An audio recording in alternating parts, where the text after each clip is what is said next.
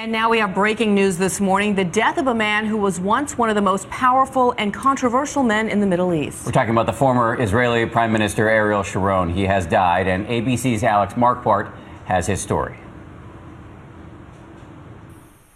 It was as a soldier that Ariel Sharon became one of Israel's most famous sons, and as a politician, one of its most controversial. A brilliant military tactician, Sharon became a national hero after routing the Egyptians in the Six-Day and Yom Kippur Wars. Others called him ruthless. During the 1982 Lebanon War, he was accused of helping Lebanese Christian militants in Beirut massacre hundreds of Palestinian refugees. Sharon was born in 1928 in then Western Palestine. After Israel gained independence, he shot up through the ranks of the Israel Defense Forces. A darling of the right wing, Sharon was an architect of the settlement program who was fighting for as big an Israel as possible. In September 2000, he created a firestorm when he visited the Muslim-controlled Haram al-Sharif, or Temple Mount. Violent clashes led to the Second Intifada. A few months later, Sharon was elected prime minister.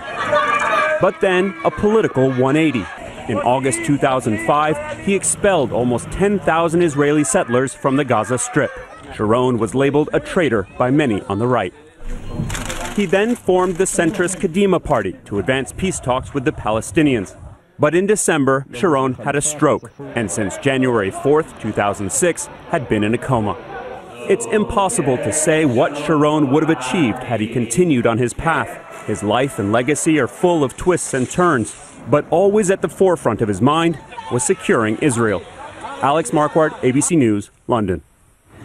Ariel Sharon was 85 years old, and Alex, at this point, there's so much contemplation about what he would have achieved and where he would have gone had he survived. He was a huge player in that country's history. Yes.